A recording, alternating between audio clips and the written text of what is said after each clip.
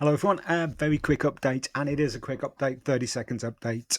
If you need to enable custom delivery and it's not showing on your eBay item and it is in a category that you believe you should be able to put custom delivery and not use the eBay simple delivery, then it may be that you need to enter into the price field. So for instance, if you have nothing in the price field, it will say it's simple delivery only.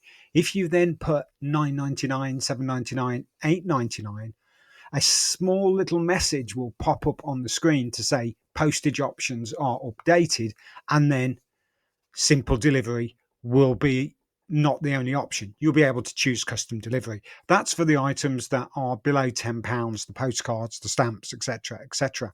Now, if you've got an item that is over the 20 kilo or the length size of 120, 150 centimeters, the same but in a different category, what you need to do is you need to put that weight or that length, height, width of the centimeter size in the item specifics, and that, if the category is eligible, will enable the custom delivery.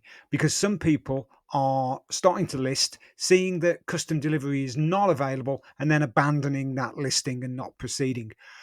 But a quick test to do is to put the weight in the weight specific identifier of that item or the length in that item.